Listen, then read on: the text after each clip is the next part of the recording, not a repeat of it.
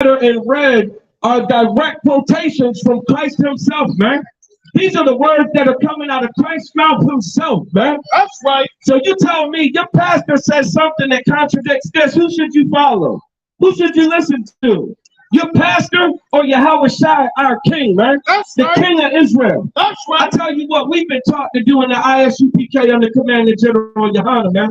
We've been taught to follow the words of Christ. That's right. Not T.D. Jakes, not Creflo Dollar, Right. not Jamal Bryant, Right. not Brian Carn, Right. not goddamn Al Sharpton, Right. none of them, man. We listen to Christ, and this is what Christ has to say. Read that. It's the book of Matthew, chapter 5, verse 17. Go ahead. Think not. Do what? Think not. One more time. Think not. Christ said, think not, man. Christ was talking to a group of people who had something up inside their head that he felt the need that he had to correct, man. The Bible says, be ye transformed by the renewing of your mind. This is Christ's expert master teacher attempt to renew the minds of the people that he loves, man. He says, think not. There's something that you have in your mind that you need to stop thinking. Keep reading. Think not that I have come to destroy the law. What he said? Think not that I have come to destroy the law. Christ himself said, man, don't think that I've come to destroy the law, man. Apparently there was a rumor going around that there was going to be a Christ that would come and he would die for the sins of his people. And that the wicked leadership and an insane effort to make a nice profit off of the people taught the people that once Christ comes, you don't have to obey the law anymore. Christ is going to come and redeem his people, and you don't have to keep the law. You don't have to obey the commandments. When the book of Deuteronomy, the brother just brought out earlier, said that if we don't listen to the voice of the Lord our God and obey all his statutes and commandments, then there will be curses that would fall upon us. Now, what type of wicked individual would take the Lord's chosen people and try to teach them to sin against the Most High? Right. When Christ just sat here and said, think not that I've come to destroy the law. Keep reading. Think not that I've come to destroy the law or the prophets. Go ahead, or the prophets, man. The brothers that came before Christ that taught the Lord's chosen people, the children of Israel, the so-called blacks, Hispanics, and Native Americans, that we have to obey our Father, man. That it is in our best interest to do the things that our Father told us to do, and it'd be in our best interest to not do the things that he told us not to do. Because our Father, unlike many of us, is a good Father. Right. Our Father told us things that would protect us. He told us things that would keep us from being taken advantage of, man. But we opted to go along with the crowd, to go along with the other nations. We saw the gods that they worship, the disgusting, wicked parties that they would have, and we would want to participate instead of obeying our Father, man. That's destructive, man. And our Father tried to protect us from that, but we didn't listen. And we fell under these curses, which is why we were brought into Egypt again with ships, by way of cargo slave ships. We got signs down here. A picture's worth 1,000 words. Take a picture of them, man. And we got the Christian church teaching us we don't have to pretty much do the very thing that got us into this captivity that we're in. Right. Keep reading, man. I have not come to destroy. He said, I ain't come to destroy. Go ahead. But to fulfill. But to what? Fulfill. But to what? Fulfill. But to fulfill, man. He came to do it, man. He came to fulfill the orders of his Father. His Father said, don't eat shrimp, crab, and lobster. Guess what Christ didn't do? He didn't eat shrimp, crab, and lobster. What? The Most High told Christ, not to eat pork.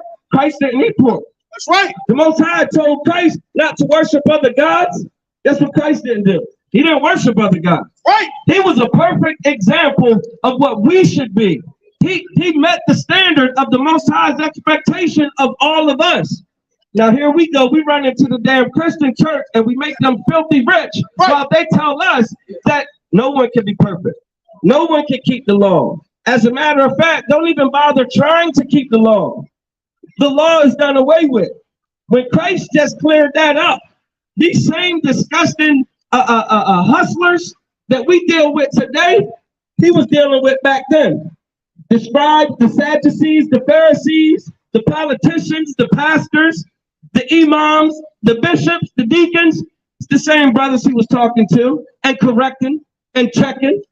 And he was a master teacher. He wasn't like your Dr. Ben and your Dr. Shaby and your damn Malachi Z. Yorks. He was a real master teacher, man. Listen how he breaks it down even more for those that might have a requirement for accommodations in the classroom.